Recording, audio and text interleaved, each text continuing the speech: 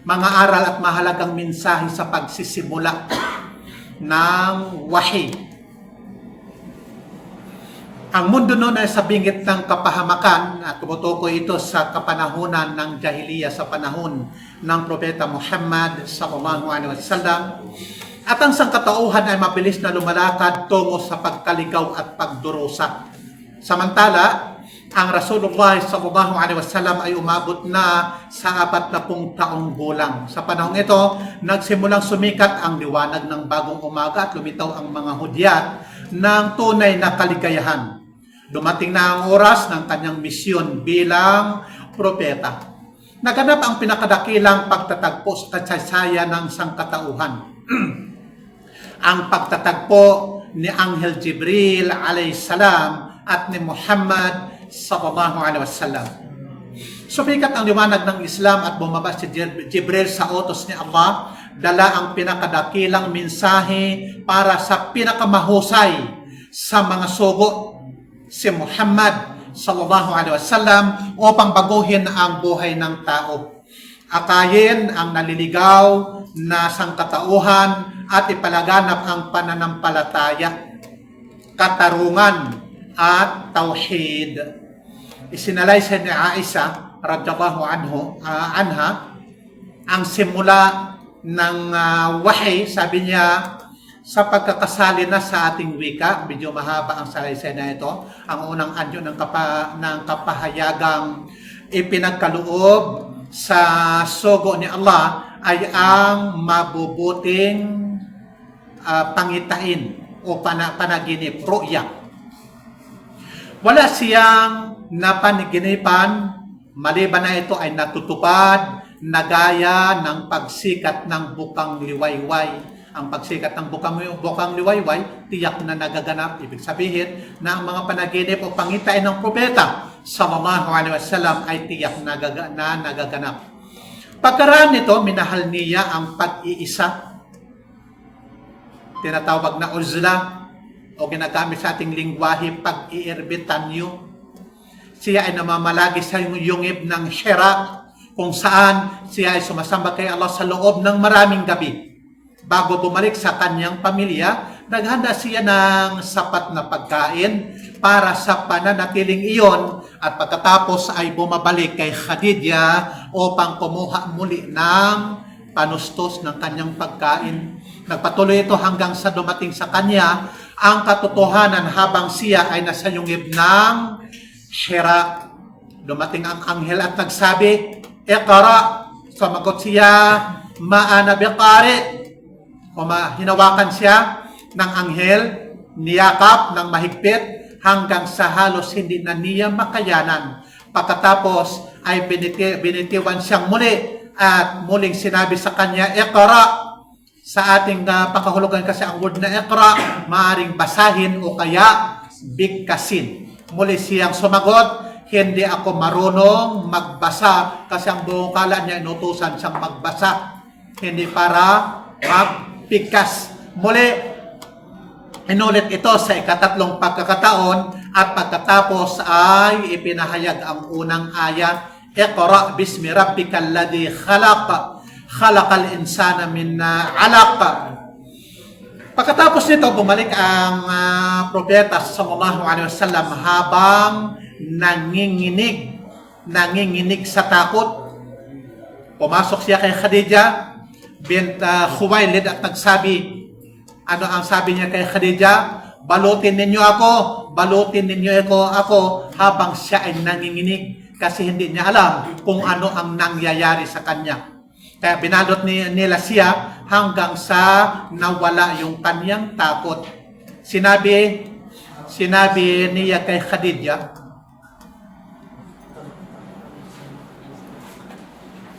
sinabi ito ni Khadija sa propeta sallallahu alaihi wasallam, sumpaman na kay Allah, hindi kanya pa ipahihiya o pababayaan.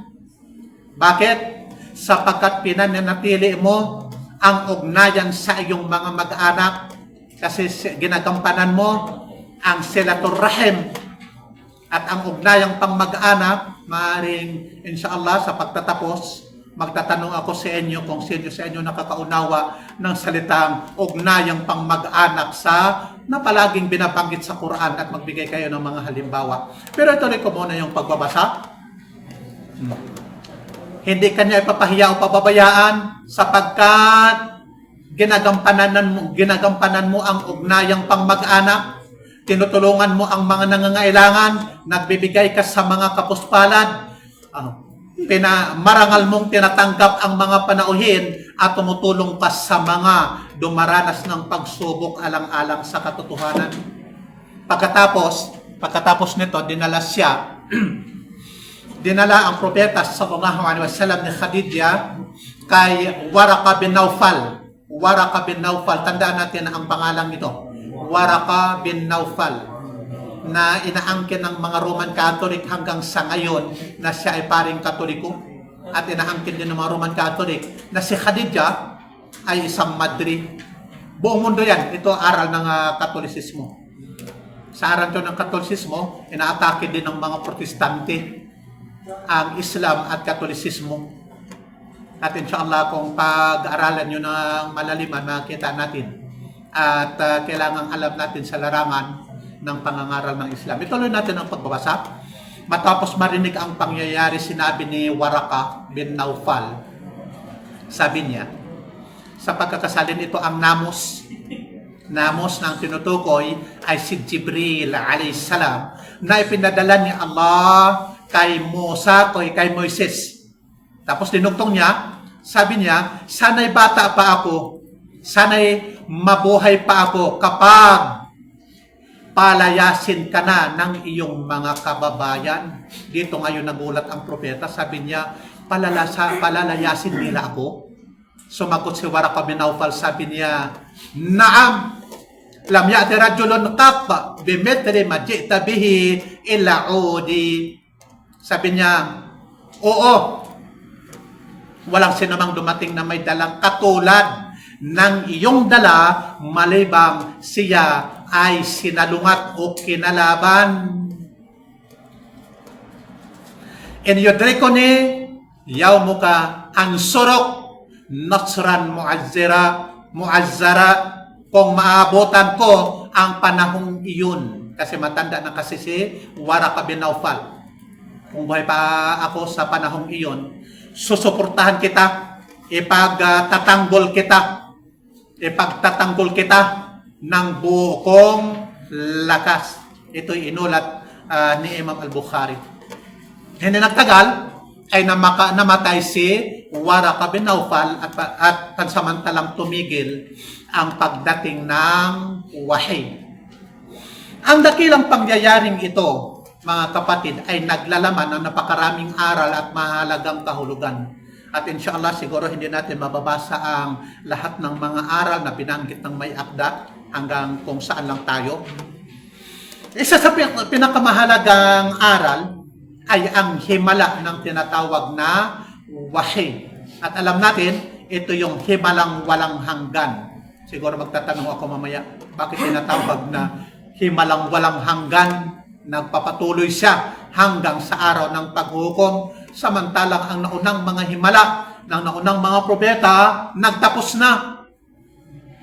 Ang mahimalang iyon, maaaring binabasa na lamang ng mga nanay sa pagpapatulog sa kanilang mga anak na lumipas na, samantalang ang himala ng wahy ay himala na walang hanggan, nagpapatuloy hanggang sa araw ng pagbangon.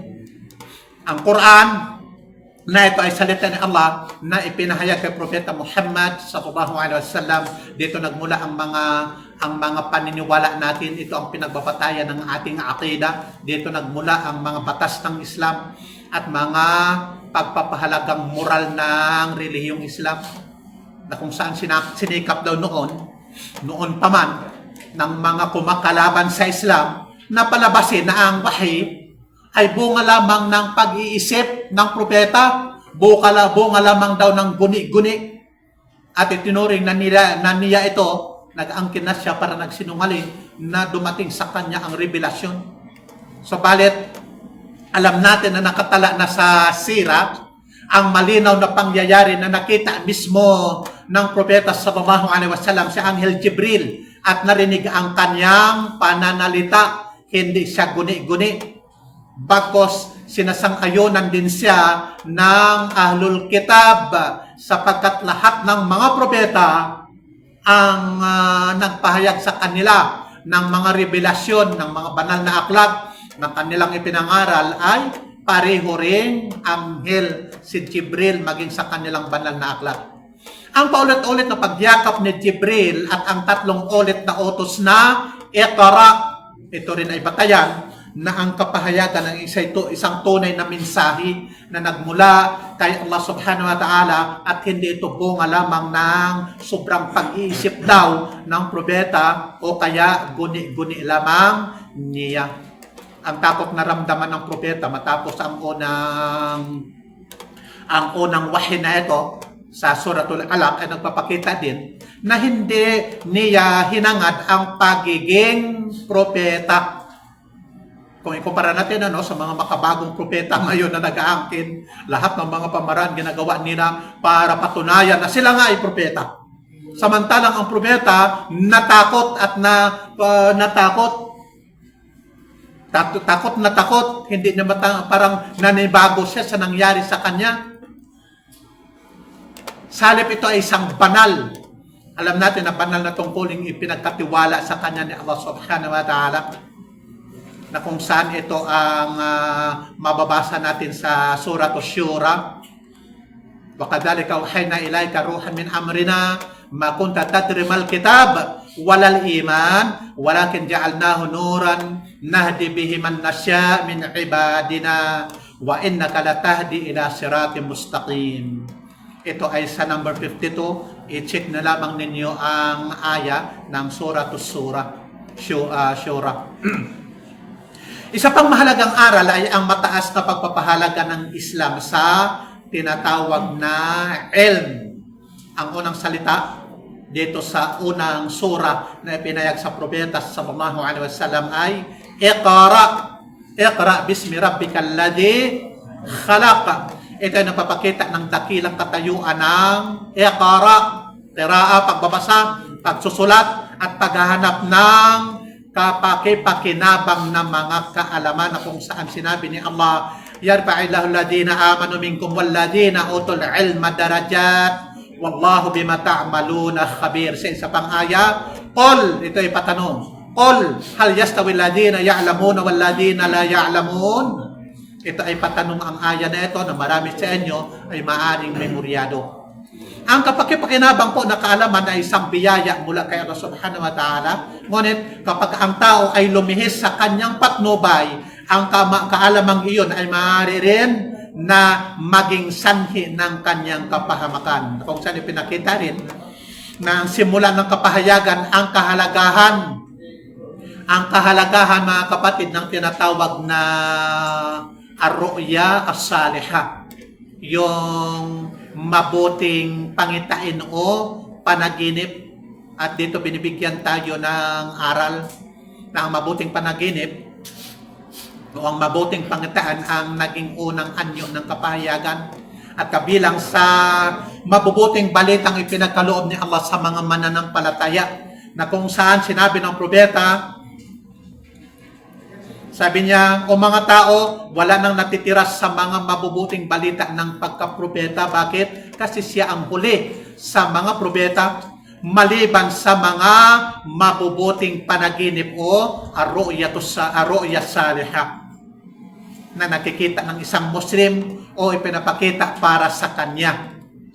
Isa rin mahalagang aral sa pagsisimula ng wahyi ay ang pagpapala ng pag-iisa, yung uzla na binanggit ko kanina, ang pag-eremitan nyo. Bago ang kanyang pagkapropeta, minahal ng sogo ni Allah subhanahu wa ta'ala ang pag-iisa sa yungib ng Hira upang magtafakkur, magnilay, sumamba, at ilaan ang sarili sa pagdedikir kay Allah subhanahu wa ta'ala. Ito po ay nagpapahiwatig ng isang Muslim ay nangangailangan ng mga sandali ng tahimik na pagninilay-nilay upang mapalapit kay Allah subhanahu wa ta'ala. Maglaan tayo ng oras ng pagninilay-nilay sa kanyang mga nilikha. At ito ay tinuro sa atin ng Propeta sallallahu alaihi wasallam. Binanggit kanina ni Sheikh Said na kabilang yun sa mga pananggalang, sa mga pag-uudyok ng demonyo. Maglaan tayo ng oras sa umaga at hapon para bigkasin ang mga nirekomenda ng Propeta sallallahu alaihi wasallam na mga dikir. Kaugnay nito ay tinatag din ng Propeta ang tinatawag na sunna ng i'tikaf. Alam natin ang i'tikaf o ang pananatili sa masjid para sa layuning mag-ibada ng iba't ibang uri ng mga ibada, maaaring pagbabasa ng Quran, pagdedikir, o kaya pagdudua, o kaya pagsasala ng mga sunna, lalo na sa mga huling gabi ng Ramadan. Ang mga ngaral o ang mga duat ay higit na nangangailangan ng ganitong spiritual na paghahanda upang magkaroon ng lakas sa pagharap sa mga pagsubok. Bawat isa sa atin na naghahangad na maiparating man lang ang mensahe ng Islam, ilaan din natin ang ilang mga minuto para sa mga ganitong pagbubulay-bulay, pagdedikir. Ipinapakita rin ng pangyayaring ito na yung pagtanggi, pagkontra, yung pang-uusig, panggigipit, at pagpapalaya sa propeta at mga nangangaral o nagsasalita ng katotohanan, ito ay natural. Bahagi ng kasasayan, bahagi na ito ng kasaysayan ng mundo. Ang tanong ng propeta doon kay Waraka bin Nawfal, kasi si Waraka bin Nawfal, alam niya ang kalikasang ito. Ang kasasayan ay inulit-ulit lamang sa mga nangangaral ng mensaheng ipinagkaloob sa kanila ni Allah subhanahu wa ta'ala. Kaya ang tanong ng propeta, palalayasin ba nila ako? Nagtataka ang propeta, palalayasin siya ng kanyang mga kababayan samantalang alam niya na minahal siya ng kanyang mga kababayan. Tinagurian pa siya na al-amin. Kahit yung kalaban, pinagkakatiwalaan siya kasi sikat sa kanyang pagiging amin sa pangangalaga, sa amana. Ang sagot sa kanya ni Waraka bin Nawfal, ano sinabi niya? Walang sinumang dumating na may dalang katulad ng iyong dala, maliban na siya ay sinalungat, kinalaban, at pinatunayan ng maraming talata ng Quran tungkol kina halimbawa, kina Lot, Shuaib, at iba pang mga subok, pareho ang kanilang dinanas sa kanilang mga kababayan. Isa sa mga pinakamagagandang aral ng pangyayaring ito ay ang napakahalagang papel ng bawat isa sa atin. Hangarin natin na magkaroon ng imra'a salihah o mabuting o matuwid na asawa. Si Khadija ay naging huwaran ng isang matuwid na asawa na sumuporta sa kanyang asawa sa oras na kung saan siya ay takot na takot, nanginginig sa takot, nangangamba at nahihirapan sa mga paghihirap ng propeta. Ang asawa niya ang sumuporta sa kanya, sa kanyang mga pagdadakwa. Pinalakas niya ang loob ng propeta sa pamagitan ng kanyang pananampalataya, mga mabubuti niyang salita. At dito natin makikita yung matatag niyang pagtitiwala kay Allah subhanahu wa ta'ala. Sinabi pa ng propeta sallallahu alaihi wasallam tungkol sa matuwid, mabuting kabiyak. Sabi niya, ad-dunya mata wa khairu mata ad-dunya az-zawjatu salihah. Ang mundong ito ay isang kasiyahan at ang pinakamainam sa kasiyahan sa mundong ito, ang pinakamainam, yung magkaroon ka ng matuwid na may bahay. Bilang pakilala sa kanyang kabutihan na kung saan sinabi ni Anghel Jibril sa propeta sallallahu alaihi wasallam, sabi niya, hadi Khadijatu aqri'ha salam min rabbiha wa mara ay yubashiraha bi baitin fil jannah min qasbi dhahab la sakhba fiha wala nasab. narito si Khadijah, sinabi ni Jibril alayhisalam sa propeta sallallahu alaihi wasallam, sabi niya, batiin mo siya ng kapayapaan mula sa kanyang Panginoon. Medyo mo, dahil sa mabuting asawa si Khadijah, si Allah subhanahu wa ta'ala nagpaparating ng pagbati ng salam at upang ipahayag sa kanya ang mabuting balita ng isang tahanan sa paraiso na yari sa perlas o kaya ginto, na doon ay walang ingay at walang pagod. Ito ay inulat ng Shaykhan. Ang pagsisimula ng kapahayagan ay isang pangyayaring may napakalalim na epekto sa kasaysayan ng sangkatauhan. Nang walang pagmamalabis, ito ay isa sa pinakadakilang sandali sa kasaysayan ng daigdig, sapagkat sa pamamagitan nito ay pinarangalan ni Allah tayo, ang sangkatauhan, sa pagpili kay Muhammad sallallahu alaihi wasallam bilang kanyang huling sugo, liwanag para sa buong mundo. Sa pamamagitan niya ay pinahayag ang Quran na siyang patnubay tungo sa pananampalataya, patnubay sa katarungan, awa at kaligtasan sa buhay na ito na pangmundo at sa akhirat. Babasahin ko ulit na isa-isahin natin yung mga mahalagang aral at mensahe ng pagdating ng wahi. Kung saan ang pagdating ng wahi sa Rasulullah sallallahu alaihi wasallam, ito ay tanyag sa ulat ni Aisha. Mula sa dakilang pangyayaring ito, marami tayong mapupulot na mga aral at mahalagang mensahe. Una, ulitin natin, nabanggit na natin ito, ang paglayo sa kasamaan ng panahon at ang pangangalaga sa pananampalataya. Bakit natin lalayuan ang mga tao, layuan ang bayan? Yung ginamit natin ang word noon na pag-ermitanyo. Di ba mayroong mga kabataan na nag-ermitanyo na binanggit sa anong sura nga? Suratul Kahf. Bakit sila nag-ermitanyo? Para hindi sila ma-impluwensya ng tiwali at sira na komunidad na kanilang kinabibilangan. Baka masira din ang kanilang tauhid. Kaya, isa sa mga dakilang aral ay ang kahalagahan ng paglayo sa mga tao. Kailan? Sa panahon na puno na ng katiwalian, lalong-lalo ang ating bansa. Lahat na. Mula sa Pangulo hanggang sa barangay Kupitan. Katiwalian, pangmundo lamang. Ang pinakamalaking katiwalian ay ang sira na paniniwala.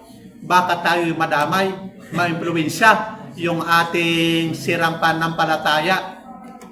Ano yung malaking katiwalian o kasiraan sa panahon ng propeta na kanyang nilayuan at pumunta sa yungib ng Hera, yung pagsamba sa Diyos-Diyosan, yung pagsamba ng mga tao sa sibilisadong Makkah, sa material na bagay, ang pagsunod sa mga huwad na mga pinuno, mga leader na mga mapang-api o mga tagot. Sa ganitong kalagayan, nararapat na pangalagaan ng isang Muslim ang kanyang pananampalataya sa pamamagitan ng pagpunta sa ligtas na lugar kung saan ang kaluluwa ay nagiging mapayapa, ang sarili natin ay naging panatag, mapapanatag ang puso, makasumpong ng kapanatagan, at ang pagsamba kay Allah ay sasagawa sa kapaligirang puno ng pagninilay at pagmumuni-muni sa kanyang mga dakilang biyaya at mga tanda ng kanyang kapangyarihan na nakikita natin sa kanyang mga nilikha. Sa gayong pag-iisa ang tao ay nalalayo sa ingay at kaguluhan ng mundo at sa labis na pagkahumaling sa materialismo na naging sanhi ng kapahamakan ng maraming tao. Ngayon pa mga ganitong paglayo ay hindi po nangangahulugan ng pagtalikod ng tuluyan sa tungkuling pagdadakwa tungo sa kabutihan, al-amru bil ma'ruf wan nahyu 'anil munkar. Hindi yon permanente na kagaya sa mga nakikita natin sa Mindanao na yung mga nagsasabing mga awliya, sila ay nakatira na sa yungib, nagsusuot ng parang mga basahan na ng mga damit. Ang pag-iermitanyo o paglayo sa sibilisadong lugar na tiwali, temporaryo, para ihanda ang iyong sarili, magplano para muling bumalik na siyang ginawa ng propeta sallallahu alaihi wasallam.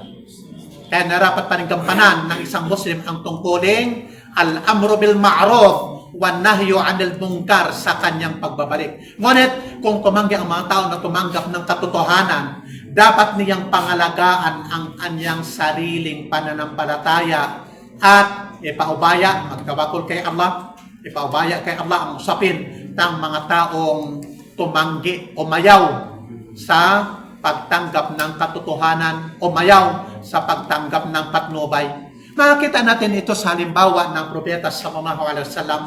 Tinalikuran niya ang pamumuhay ng jahiliyah at tumingin sa isang bagong daigdig na magpapawid sa mga maling paniniwala at walang saysay na kaugalian na sinusunod no ng mga Arabo at maging ang maraming mga tao sa kanyang panahon.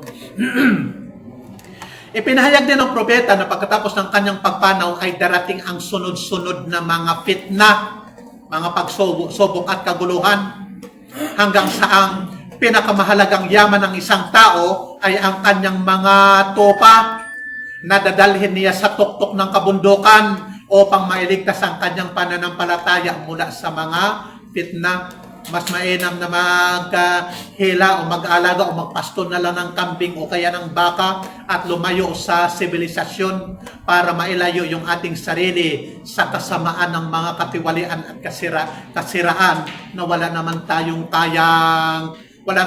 kakayanan na isaayos.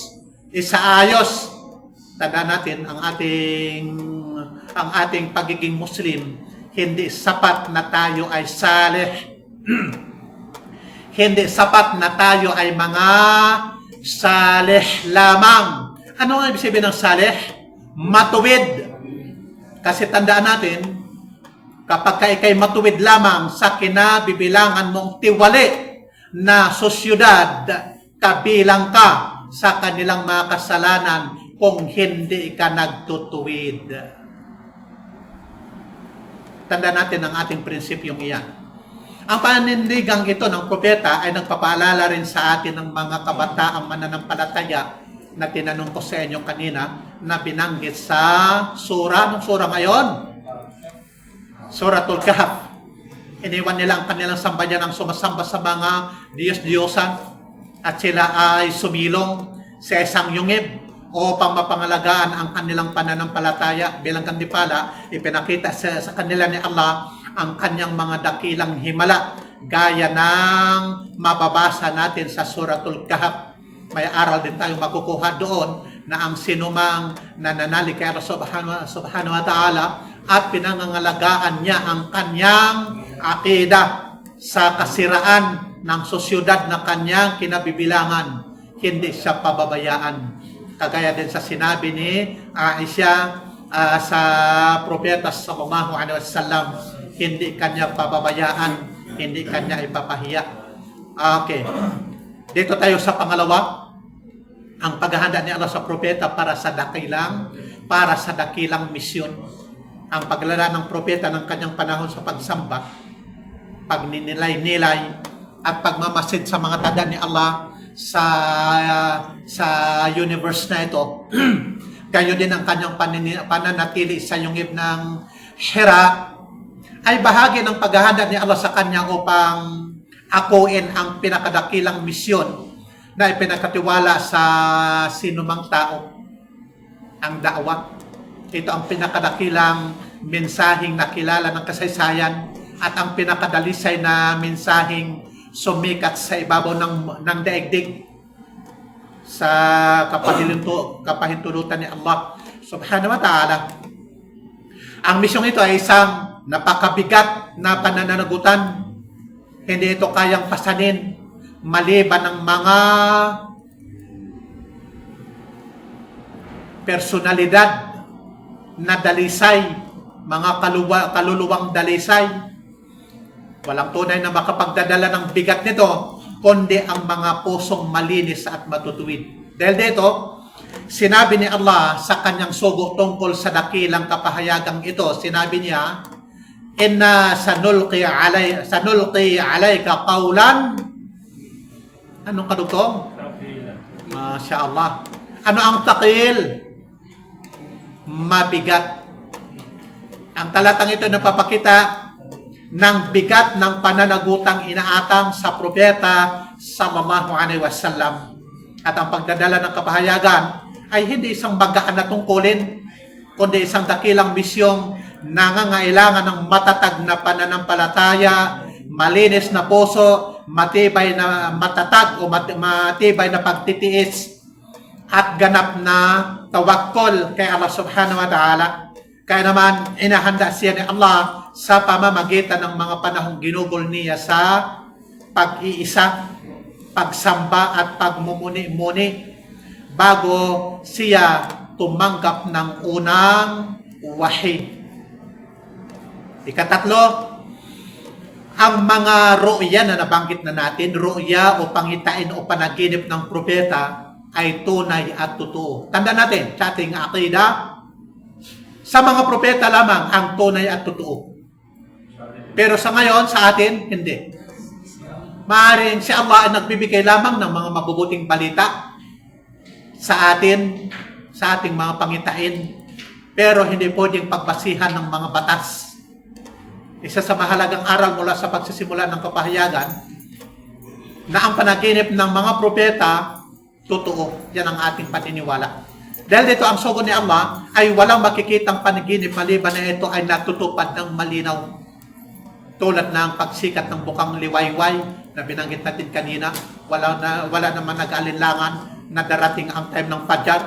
Ganyan ang paniniwala natin sa mga pangitain o panaginip ng mga propeta. Kaya ganito rin ang sinabi ni Allah tungkol sa panaginip ni Ibrahim a.s. na kung saan ang aya ang kahulugan. Sinabi niya, aking anak, sinabi niya kay Ismail, nakita ko sa panaginip na kinakatay kita, inaalay kita bilang handog. Kaya nung sinabi ng kanyang anak, gawin mo ang ipinag-utos sa iyo. Kung lulubi na Allah, ako ay magtitiis, ako ay magsasabat. Tungkol sa panaginip ng ibang tao, tandaan natin kung ang mga ito ay mabuti at matuwid, ang mga ito ay tinuturing lamang na mabuting balita na pinapadala sa atin ni Allah. Gayun naman, hindi maaaring bumuo ng anumang mga hukom sa syariah batay lamang sa panaginip. Hindi maaaring gawing halal ang haram o kaya gawing haram ang isang halal sa pamagitan lamang ng panaginip. Hindi rin maaaring gawing sunnah sa pamagitan ng panaginip. Nakita ko kasi sa panaginip na ako ay nagsasala ng 4 na rakaat ng Fajr. Kaya hindi pwedeng pagbabatayan yun. O ito ring na bid'a, kunyari ang isang sunnah ng dahil lamang sa panaginip. Salip, ang mabuting panaginip ay isang mabuting balita lamang para sa taong nakakita nito o para sa taong tungkol sa kanya ang napanaginipan mo kunyari. Nang tanungin ang propeta sallallahu alaihi wasallam tungkol dito, sabi niya, lahumul busra fil hayatid dunya. Kaya ito yung sinabi ni Allah, para sa kanila ay may magandang balita sa buhay na ito sa mundo. Nang tinanong ang propeta dito sa aya na ito, sabi niya, hiya ru'ya salihah yarah rajul aw tura lahu. Ito ay mabuting panaginip na nakikita ng isang tao o ipinakikita sa kanya. Ika-4 na aral at mensahe ang pag-iisa sa pagsamba kay Allah ay nagdudulot ng kapanatagan o kapayapaan sa ating puso. Ang time na pag-iisa kasama ni Allah ay nagdudulot sa kanyang alipin ng kapayapaan, kapanatagan, kaligayahan ng puso, pagiging malapit sa Kanya, at higit na husay sa pagsamba. Sa kabilang banda, ang labis na pakikisalamuha sa mga taong walang pag-iingat, mga taong mga pasaway, lalong-lalo na, ay maaring magpapatigas ng ating mga puso, magbunga ng samaan ng loob ng bawat isa. Dahil dito narapat lamang na ang bawat Muslim ay magkaroon ng mga pagkakataong ilaan niya ang kanyang sarili sa pag-iisa kasama ang kanyang Panginoon kahit hindi naman tayo mag-eremitanyo, kahit sa pamagitan man lang ng paglalaan ng ilang minuto sa pagdedikir. Sa mga sandaling ito, lalapit siya kay Allah sa pamagitan ng mga dua, mga pagsusumamo. Susuriin niya ang kanyang sarili. Maaaring pagsasabihan niya ang kanyang sarili at itutuwid niya ang kanyang mga pagkakamali, mga pagkukulang upang manatili siyang matatag sa tamang pananampalataya at maging dalisay ang kanyang kaluluwa ayon sa ninanais ng kanyang dakilang tagapaglikha. Kaya mula sa prinsipyong ito, nabanggit na natin kanina na ginawang masro o ginawang alinsunod sa batas ang i'tikaf o ang pananatili sa masjid. Ang sino man nakaranas ng itong uri ng pagsamba, ang i'tikaf halimbawa, makakasumpong siya ng kapanatagan, pagiging malapit kay Allah, kaligayahang hindi matutumbasan ng alinmang kasiyahan o karangyaan ng mundong ito. Dito tayo sa ikalima, ang pinakamahalagang biyaya sa buhay ay ang isang matuwid na asawa na nabanggit na natin kanina. Isa sa pinakamalaking biyayang magkaroon na maaaring matamo ng isang tao sa buhay na ito ay ang pagkakaroon ng isang matuwid na may bahay. Isang kabiyak na tumutulong sa iyo sa panahon ng pagsubok, nagpapagaan ng kanyang mga pasanin at nagbibigay ng mga salitang nagbibigay kapayapaan at lakas ng puso, hindi lamang sa panahon ng kaginhawaan, sa panahon ng problema. Ang iba ay baka nilayasan ka na. Sa pahintulutan ng Allah, nila ang kayong asawa ay nagiging dahilan upang ang kalungkutan ay mapalitan ng kagalakan, mapalitan ang pangamba ng kapanatagan. Ganito ang naging halimbawa ng ating ina ng mananampalataya, si Khadijah radhiyallahu anha. Siya ang dalisay, marangal at pinagpalang babae na pinadalhan mismo ni Allah ng pagbati na ating binasa kanina, ang hadith ng bumalik ang sugod ni Allah mula sa yungib ng Hira na nanginginig sa takot matapos ang unang wahi. Pinawi na Khadijah ang kanyang takot at pangamba, ang kanyang takot at pagkabigla, pagkabahala sa hindi pa niya kailanman naranasan, ay napalitan ng pag-asa at kapanatagan sa pamagitan ng salitang puno ng pananampalataya, puno ng hikmah, puno ng pananalig o tawakkul kay Allah subhanahu wa ta'ala na nagmula sa isang matuwid na kapariha, asawa. Nang sabihin ng propeta, natatakot ako para sa aking sarili, natatakot ako kasi bagong bagay ang nangyari sa kanya. Siya ay pinanatag ni Khadijah sa pamagitan ng pagsasabi niya, kala, abay hindi ka dapat matakot. Bakit? Sumpa man kay Allah, hindi kanya pababayaan, hindi kanya ipapahiya. Kasi ano yung kanyang mga katangian? Yung silatur rahim. Tumutulong siya sa mga mahina at mga nangangailangan. Nagbibigay siya sa mga pobre, sa mga mahirap.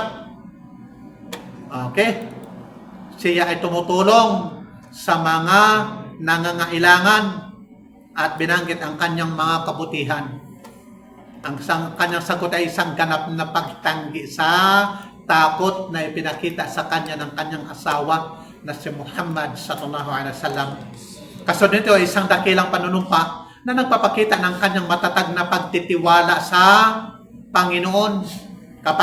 Kapansin-pansin na sa panahong iyon ay hindi pa niya nakikilala si Allah sa pamagitan ng kapahayagan kasi unang dumating ang wahi sa propeta sallallahu alaihi wasallam, kundi ito sa pamagitan ng pagmamasid sa kanyang mga biyaya na kanyang nakakamtan dito sa mundong ito, mga kapatid. Yung mga tanda na kanyang nakikita dito sa mga nilikha, sa kanyang dakilang kapangyarihan sa bawat nilikha na kanyang pinagbubulay-bulayan, pinagninilay-nilayan. Kaya kay gandang pagmasdan daw ang buhay ng isang lalaking pinagkalooban ni Allah ng isang tabiyak na tulad ni Khadija. Siya ang pinagpapala ang kanyang buhay na may asawa na tulad niya. Siyempre kay lungkot naman ng buhay kung wala ang ganitong katangian ng ating kabiyak. Lalong-lalo kung hindi siya huwarang mananampalataya, para bang focus ang buhay sa material lamang. Hindi lamang siya nagbigay ng mga salitang nagbibigay lakas ng loob. Ipinapaalala rin niya sa propeta ang kanyang mararangal na mga katangian. Ang propeta ay nagtataglay dito ng mga katangian ito, mga mabubuting pag-uugali, sapagkat alam niya na ang mga kabutihang ito ang magiging dahilan upang pangalagaan siya ni Allah laban sa anumang kapahamakan.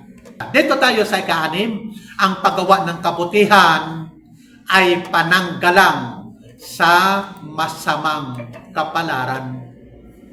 Isa pang dakilang aral na matutunan natin mula sa pangyayaring ito, ang katotohanan, ang paggawa ng kabutihan ay nagiging pananggalang laban sa masasamang kapalaran at kapahamakan.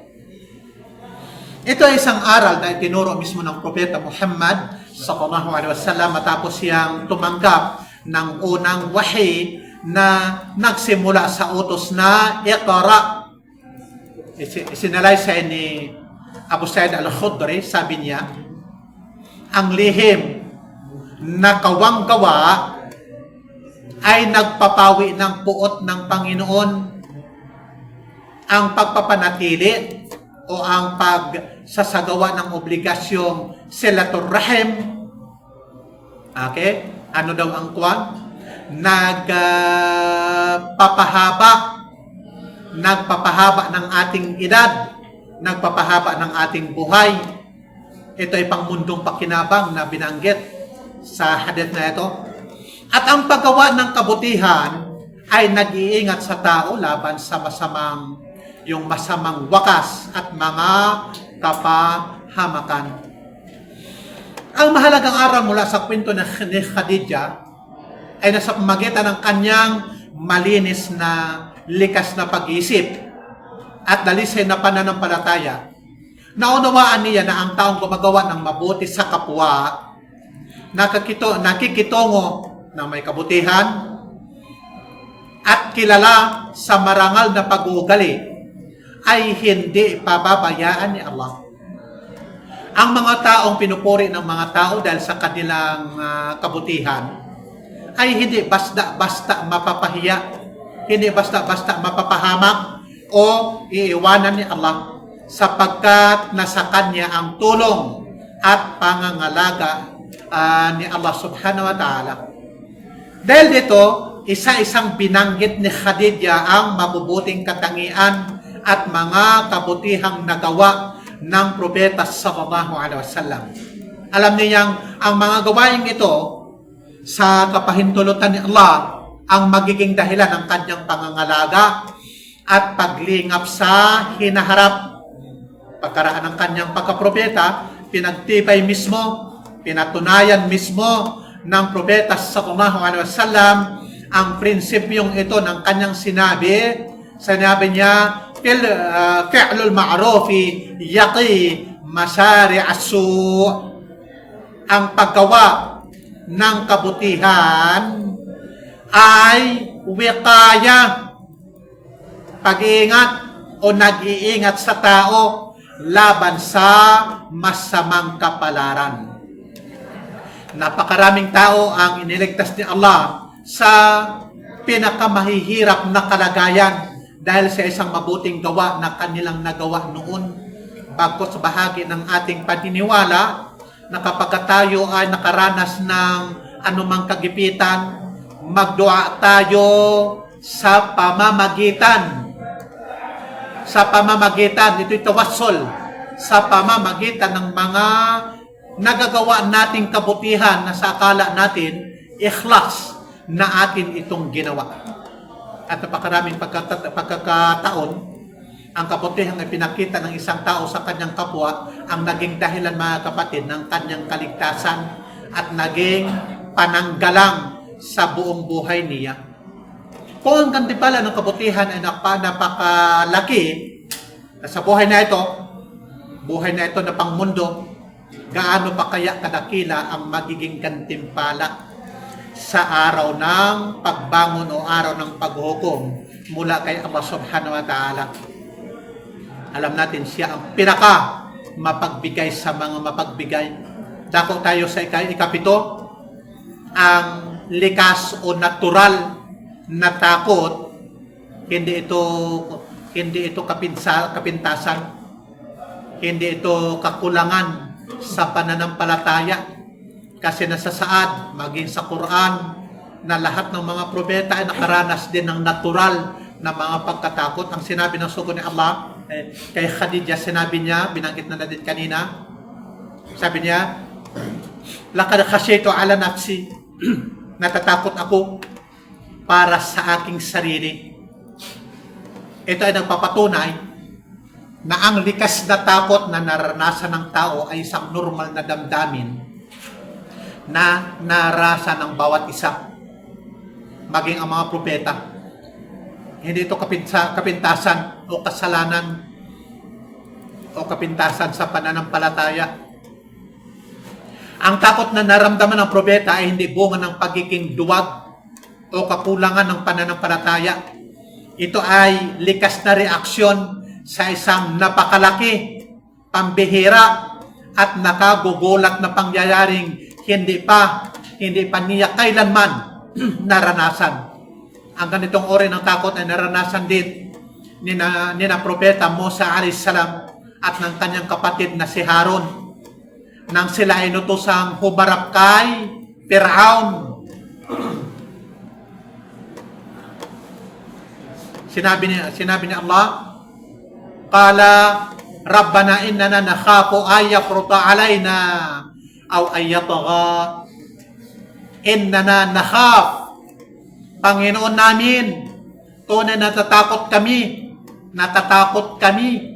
na baka kami ay kanyang saktan sila ni Firaun, maging higit pa siyang aapihin niya. Kaya karaniwan tayong maaaring nangangamba o natatakot sa isang pinunong mapaniil, sa isang tyrant na pinuno. Gayon din ang ihagis ng mga salamangkero, mga magisyan ng Paraon, ang kanilang mga tungkod. At nakita ni Musa a.s. na tila gumagalaw ang mga ito. Nakaramdam din siya ng likas na takot. Ito ay natural na takot. Paudya sa fi nafsi khifata Musa, qul na la takhaf innaka antal a'la, la takhaf. Kaya nakadama si Musa ng takot sa kanyang sarili. Sinabi namin, qul na la takhaf, huwag kang matakot. Tunay na ikaw ang mananaig. Ito ay sa Surah Taha. Ipinakita ng mga talatang ito na ang likas na takot ay bahagi ng naturalisa ng tao. Ito ay dumarating kapag ang tao ay biglang naharap sa isang hindi niya inaasahan at hindi niya napaghandaan. Ang ganitong damdamin ay hindi kasalanan at hindi dapat maging sanhi ng paninisi, sapagkat maging ang mga propeta ni Allah ay nakaranas ng takot. Ang mahalaga ay hindi ang paglitaw ng takot, kundi ang pagtitiwala kay Allah, yung tawakol sa Kanya at pagpapatuloy sa pagtupad sa Kanyang ipinag-uutos sa kabila na tayo ay natatakot. Ito ang naging halimbawa ng mga propeta na iniwan para tularan natin, at ito rin ang dapat maging halimbawa ng bawat mananampalataya. Lipat tayo sa ikawalo.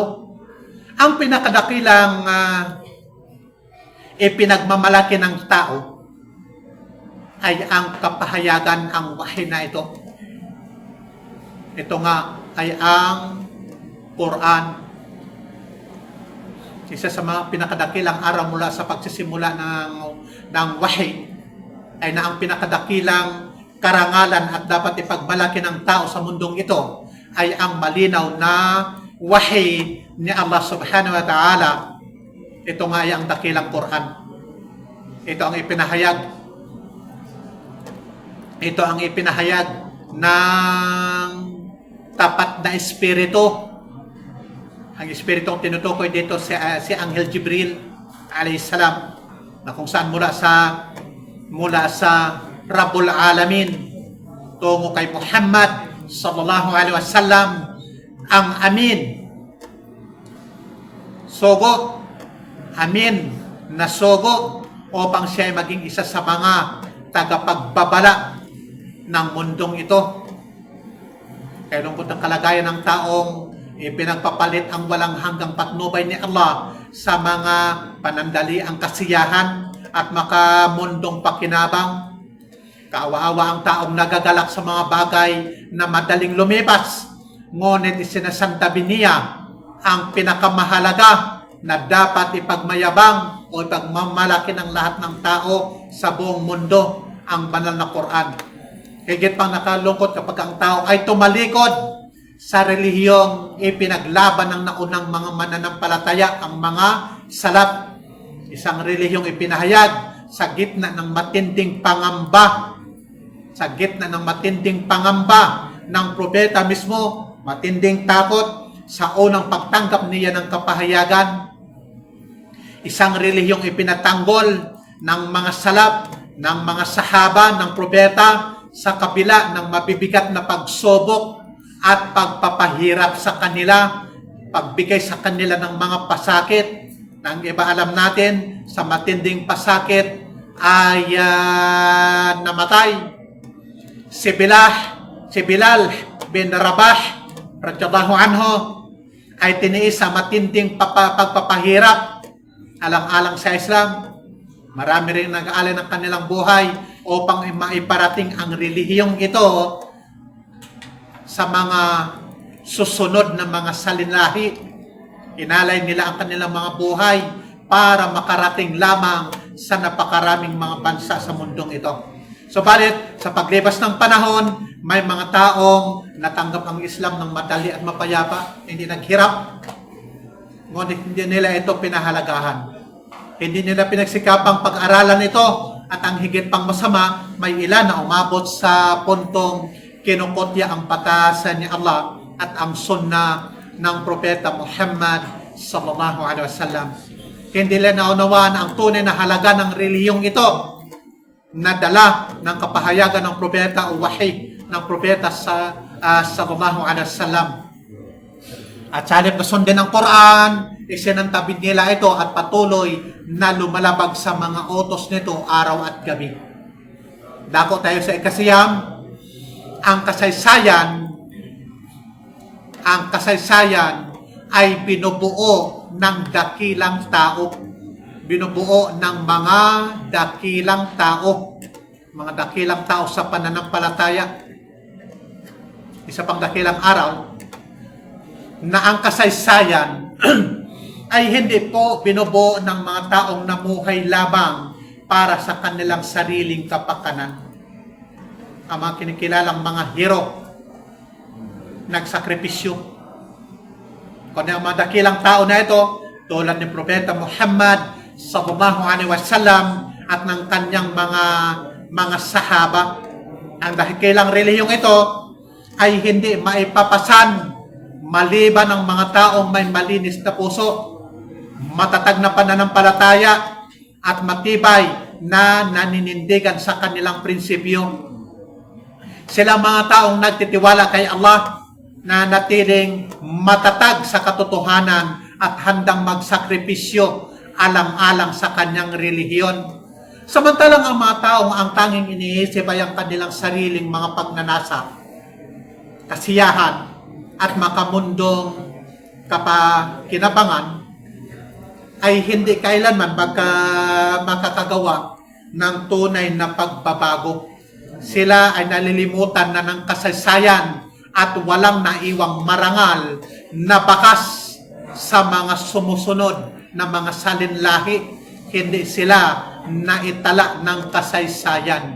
Pangwakas mga kapatid, inihiling natin kay Allah subhanahu wa ta'ala na gawin tayong kabilang sa mga tunay na tagasunod ng Propeta Muhammad sallallahu alaihi wasallam na patnubayan sa katotohanan at mabuhay ayon dito. Naway ilayo niya tayo sa lahat ng uri ng mga pagsubok, lahat ng uri ng mga fitna, maging ang mga ito ay hayag o mga lihim. Na pagkalooban niya tayo ng pagpasok sa paraiso, ang tahanan ng kapayapaan, at ipunin niya tayo kasama ng mga propeta, ng mga siddiqin, ng mga syuhada, wasalihin, wa hasuna ulaika rafiqa. Walhamdulillahi rabbil alamin. Wassalamu alaikum warahmatullahi wabarakatuh.